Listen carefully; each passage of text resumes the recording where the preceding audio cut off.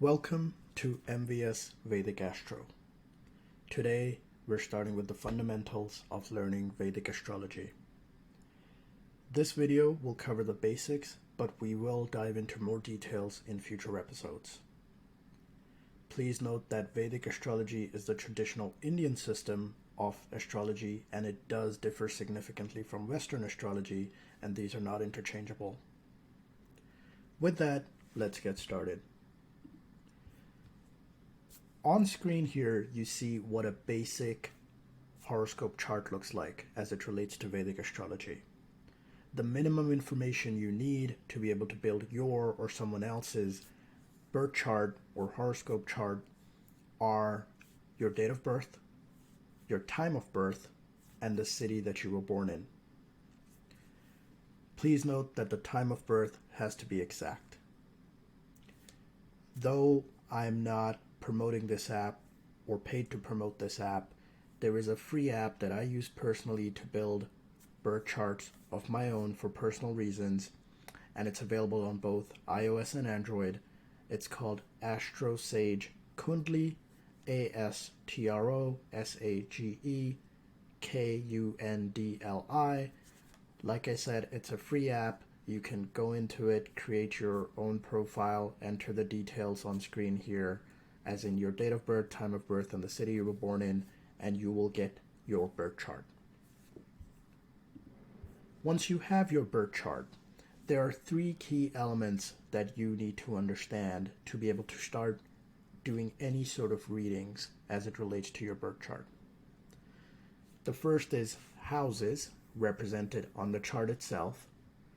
The next is these numbers inside each of the houses, known as rashis. And finally, the planets that, depending on the placement of those planets, in combination with the house and the rashis, is then what's used to determine or make predictions based on past, present, and future. Let's start with the houses. And before I get into that, if you're looking for the same information for yourself, I do have this exact screen on my website, mvsvedicastro.com, that I've got listed on the top right here. So let's dive into the houses. There are 12 houses in total. This is house number 1 in the top center, and the chart is read anti-clockwise. So this is house 2, house 3, so on and so forth until you get to the 12th house. What do each of these houses represent? Again, this is basic information related to that house. There are more things that each of these houses represent. However, in terms of getting a high level knowledge, I think this information is enough for today's purposes. House 1 can represent your physical body, your mindset, and your personality traits. House 2 can represent your wealth, family, eating habits, speech, and also your face. House 3 can represent younger siblings, your efforts in life, courage, your communication skills, network, social travels, and hobbies. House 4 can represent your general happiness at home, houses, vehicles, and your mother. House 5 can represent fame, your relationships, intelligence, children, creativity, stock market, as well as gadgets and technology. House 6 can represent competition, diseases, loans, service, pets, subordinates, and potentially litigation. House 7 represents your marriage, your spouse or your partner, and business partnerships. House 8 represents longevity, death, long-term illnesses, occult, inheritance, and research. House 9 represents luck, father, higher education, religion, and long travels. House 10 represents work, your status in society, karma, which is your general actions. House 11 can represent your income, elder siblings, friends, your social network, awards and recognitions. ambition realizations. And house 12 can represent foreign residence, spending, spiritual attainment, long-term investments. So at a high level, it is important to understand what each house on the chart represents. Once you understand that, you will notice that there is a number written in each of the houses. If you'll recall on the slide before this, I had the number matching with the house as well.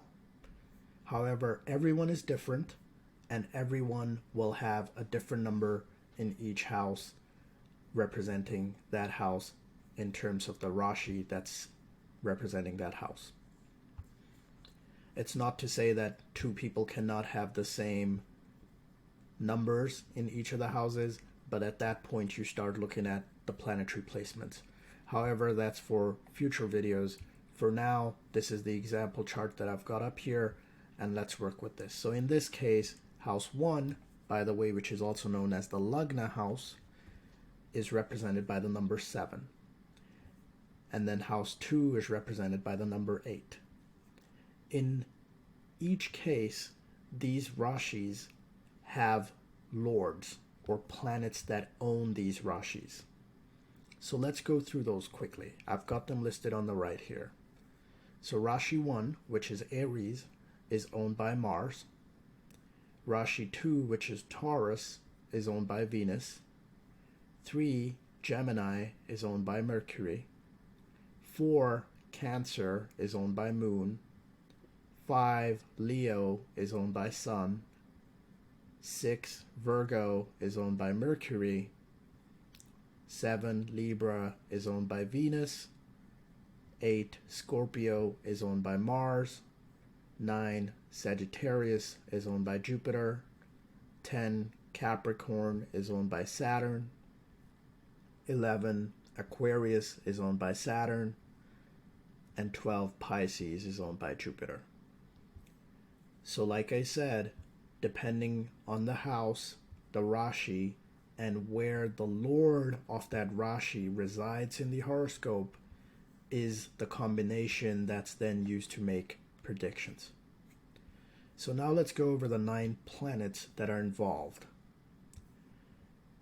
You'll notice that some of these planets, and some of these are actual planets, however Sun and Moon are also counted as planets, and then you'll notice Rahu and Ketu, which aren't actual planets, but for the purposes of Vedic astrology, these are counted as planets.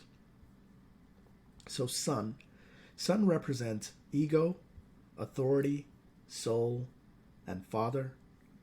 Mercury represents intelligence, business, friends, education, speech and communication. Venus represents spouse, materialism, vehicles, creativity, and luxury. Moon represents the mind, emotions, mother, cash, and change. Mars represents the body, courage, disputes, siblings, and depending on where it resides in the horoscope, can also represent death. Jupiter represents expansion, wealth, children, and prosperity. Saturn represents profession, hard work, discipline, longevity, and delays. Rahu represents desires, life's focus, and potentially cheating. Ketu represents spiritual attainment, dissatisfaction, and detachment. You'll notice that I've got SUMEVE written next to each of these planets. Typically, when you get your birth chart made, you will notice just those symbols listed in each of the various houses on your chart. So again, that's really the purpose of today's video. However, just to give you an example of how these 3 work together, let's say you're reading this person's first house. They've got the number 7. That means their lord would be Venus. If Venus was sitting in the second house, so you saw VE written here, you would start to make some judgments based on the Lagna Lord Venus sitting in the second house and then you start to combine, okay, what does Venus represent? What does the second house represent? And start to make those linkages. I'm simplifying it here, but that's the gist of it. Thank you again for listening to this video.